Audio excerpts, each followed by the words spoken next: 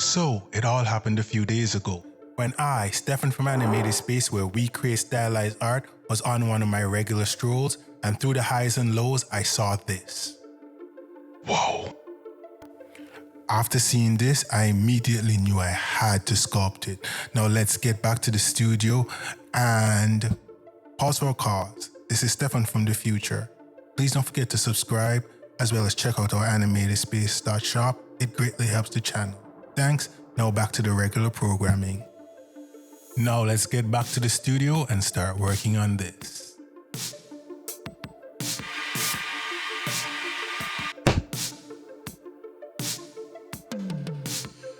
We're finally back in the studio and we can finally get to sculpting. What part of the character should we work on first though? I know, the body. First, let's start with a simple sphere and build it up into a heart-shaped object. Why a heart shape? Well, this is the form that's most reminiscent of the character's fundamental structure. It also set the tone for the rest of the elements we'll add later. If this is off, it's a wrap for the project. Now that the body is done, we can add the leaves. Initially, when I first saw the image, the first thing that stood to me were the hands. I've never really seen leaves used like this before, and it piqued something inside of me. The form is right.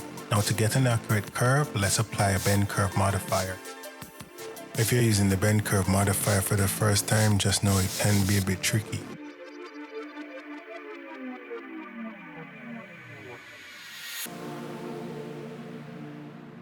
With the leaves bent into place, let's start working on the feet. To do this, we'll take another sphere and mold it like we did with the body.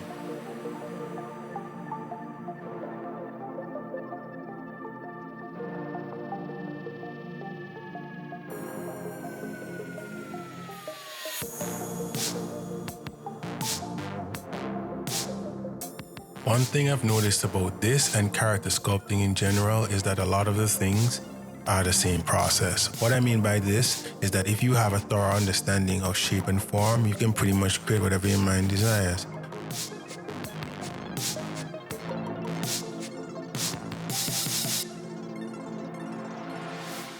You can see this with the face. It has an oval shape for the hoodie, 2 spheres for the eyes, and a half of a sphere for the mouth. Now that we know this, all we need to do is create an oversized inset, and this will represent the hoodie.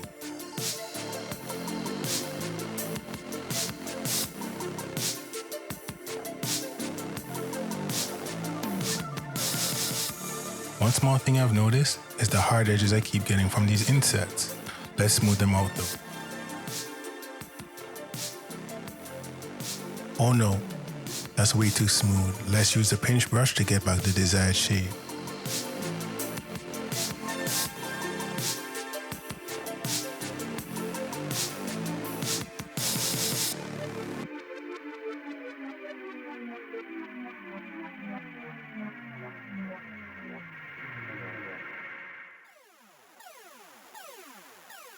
Now that I'm adding the eyes, it makes me wonder what artists see when they work on 2D pieces like this and try and turn them into 3D. With creating things like this, there's a lot of interpretation we as artists have to take, because there are parts we can't see. For example, for this piece, I can't see the sides or the back, so I have to figure out how to make all the pieces gel well together.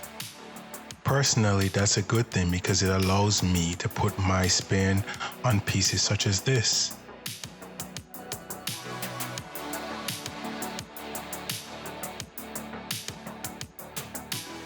Now that we have one eye completed, let's just mirror the other. With the eye mirrored, we can start working on the mouth.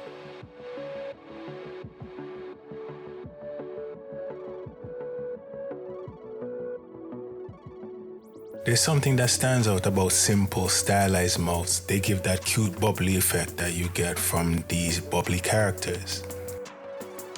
This further enforces that simplicity is golden. Not everything has to be overly detailed for the desired effect to be given.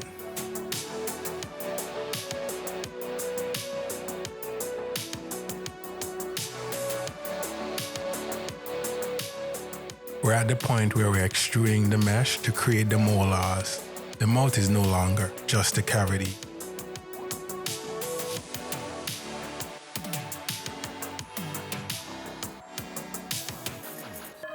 At this point in the project, let's take a quick break. And what better way to have a break than to eat a cupcake? It's a delicious treat and it'll be the next thing we'll be working on.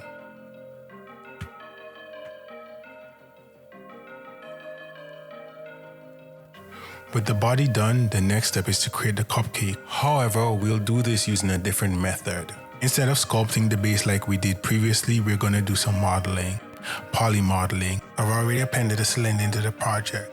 Let's now select the polygons needed to create the concave shape.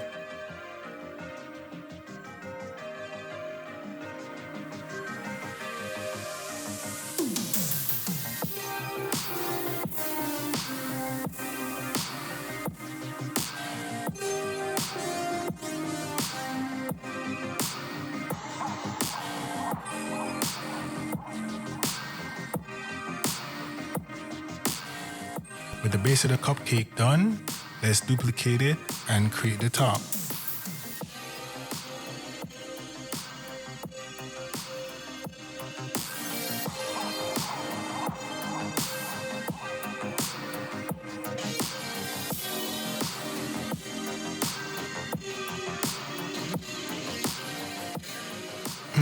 I need to create the icing.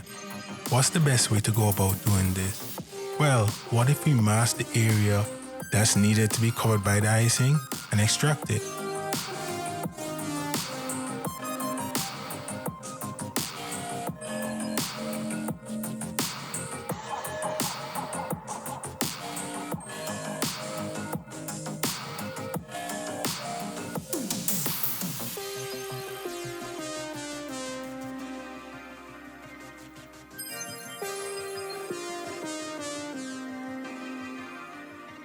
Finally, well, for the cupcake at least, let's smooth it and extract the topping. Oh no, I forgot about the original cupcake button. Let's quickly add that. The main parts are complete. It's now at the stage where we can start adding colors through poly painting. Yes, let's quickly fill the shapes to add the base color.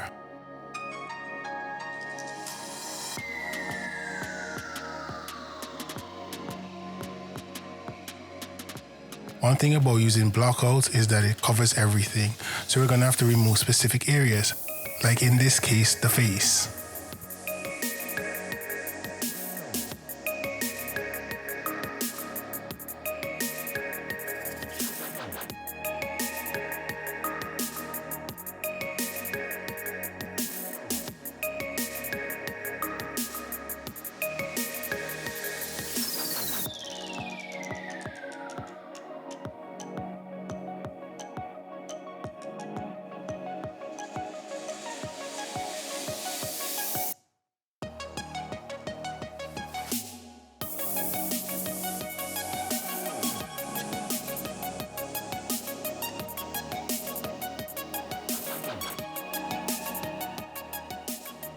The green on the face is fully removed. Let's bring these eyes to life.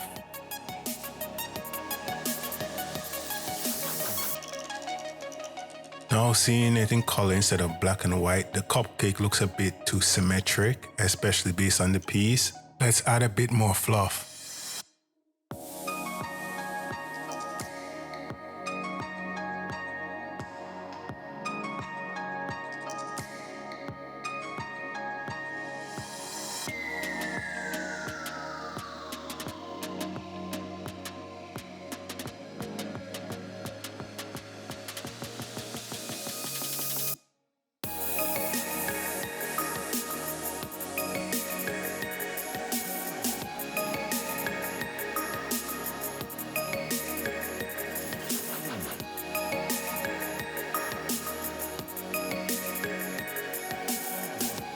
The top of the cupcake is now at a stage where it doesn't look so symmetrical. The next step is to extract the icing and add the toppings.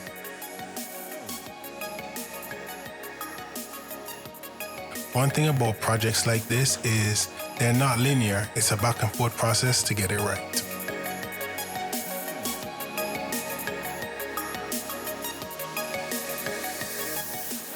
The coloring of the first character is complete. Let's duplicate it and color the second.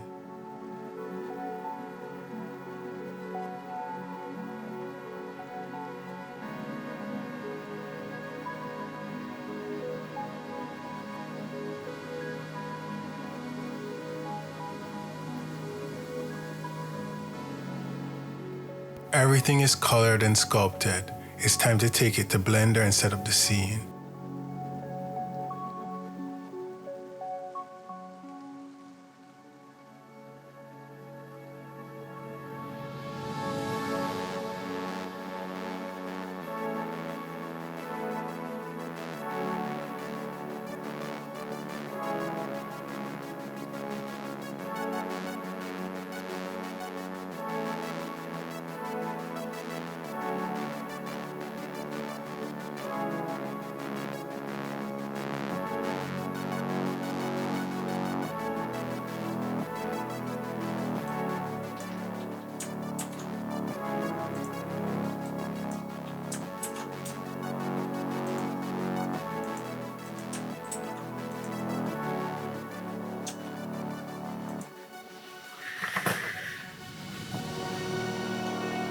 And just like that, it's done. It's time for the final review.